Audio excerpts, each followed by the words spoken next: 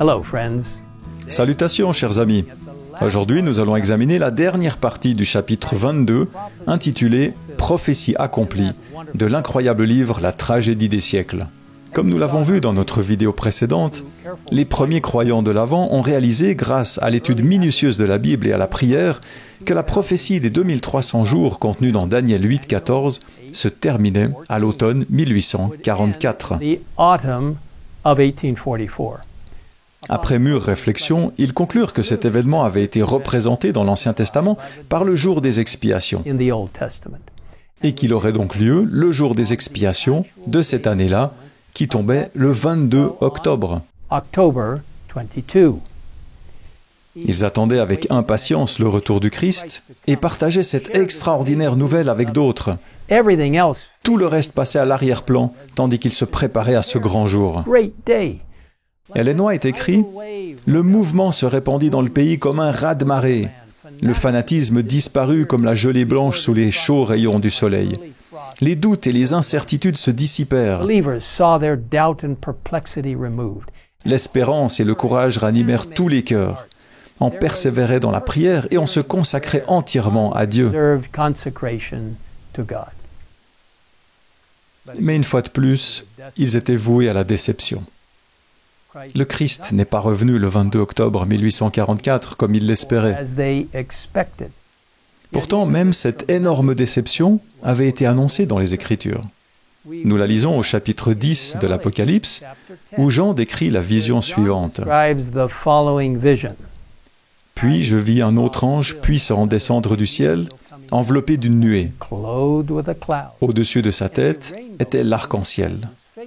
Son visage était comme le soleil et ses jambes comme des colonnes de feu. Il tenait dans sa main un petit livre ouvert. Il posa son pied droit sur la mer et son pied gauche sur la terre.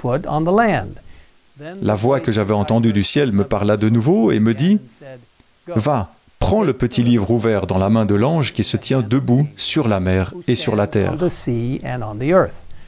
J'allai donc vers l'ange et lui demandai de me donner le petit livre. Il me dit « Prends-le et avale-le. Il sera amer dans ton ventre, mais dans ta bouche, il sera doux comme du miel. » Je pris le petit livre de la main de l'ange et je l'avalai. Dans ma bouche, il fut doux comme du miel, mais quand je l'eus avalé, mon ventre fut rempli d'amertume. Puis on me dit « Il faut que tu prophétises de nouveau sur un grand nombre de peuples, de nations, de langues et de rois. » Cette prophétie explique exactement ce qui est arrivé aux premiers croyants de l'Avent. Le petit livre dont il est question est le livre de Daniel qu'ils avaient étudié avec tant d'attention. Lorsqu'ils ont compris les prophéties qui étaient décrites, cela a été doux comme du miel pour eux, alors qu'ils attendaient avec impatience le retour du Seigneur. Cependant, lorsque l'événement attendu ne s'est pas produit, l'expérience a été terriblement amère. Néanmoins, remarquez le commandement donné à la fin de cette prophétie. Il faut que tu prophétises de nouveau sur un grand nombre de peuples, de nations, de langues et de rois. Qu'est-ce que cela signifie? À propos de quoi devait-il prophétiser? Bien qu'ils l'eussent attendu avec une confiance inébranlable, le Sauveur n'était pas venu. Ils éprouvèrent alors une douleur semblable à celle que ressentit Marie lorsqu'elle vit que le tombeau du Seigneur était vide et qu'elle s'éclara en sanglotant « Ils ont enlevé mon Seigneur et je ne sais où ils l'ont mis. » Malheureusement, un grand nombre de personnes qui avaient professé leur foi l'avaient renié pour ne plus jamais revenir. Comme Jonas, ils blâmaient Dieu et préféraient mourir plutôt que vivre.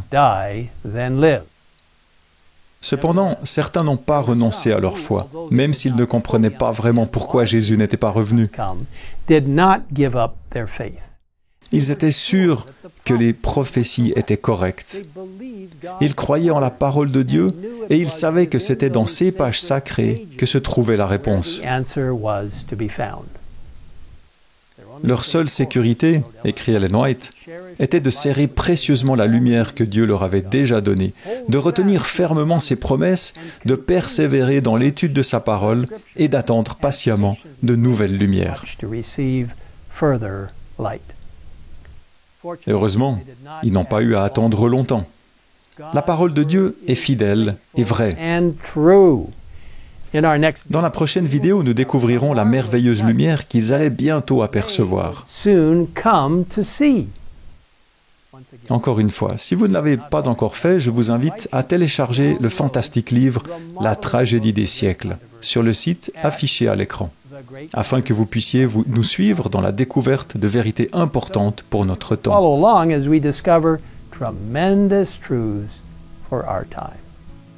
Et maintenant, prions ensemble. Père Céleste, nous te remercions d'avoir révélé des vérités précises à tes disciples au bon moment,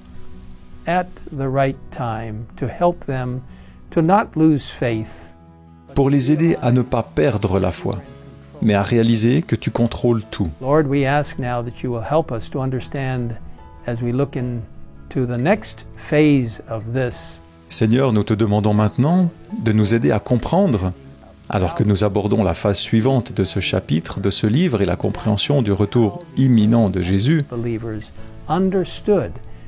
comment les premiers croyants de l'Avent ont compris que le retour du Christ était imminent et qu'ils ne s'étaient pas trompés dans leur interprétation de la merveilleuse séquence d'événements des Écritures, mais que Jésus reviendrait bientôt.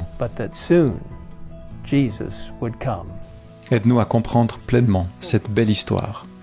Nous te le demandons au nom de Christ. Amen. Amen.